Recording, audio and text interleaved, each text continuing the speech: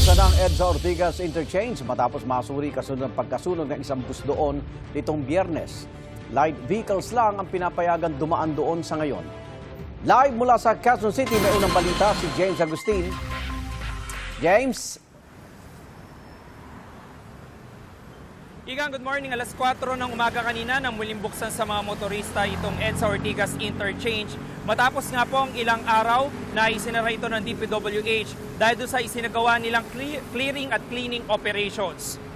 Tanging light vehicles lang ang pinapayagan na dumaan dito sa interchange. Bawal ang mga truck at iba pang malalaking sasakyan.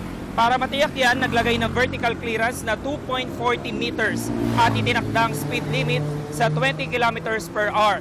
May mga nagbabantay rin mga tauhan ng MMDA. Isinara ang interchange para masuri ito matapos masunog ang isang bus sa EDSA Ortigas flyover southbound noong Biyernes ng gabi. Kahapon nagsagawa rin ng load testing sa bahagi ng interchange matapos ang reinstallation ng mga nasirang road safety devices.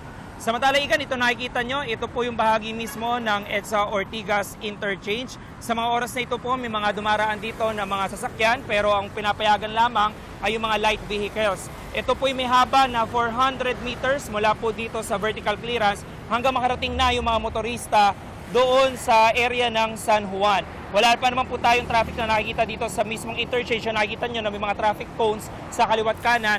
Dito naman po sa EDSA Ortigas northbound ngayon ay maluwag pa naman po yung traffic situation ngayong umaga. Yung manilitas mula po rito sa Mandaluyong.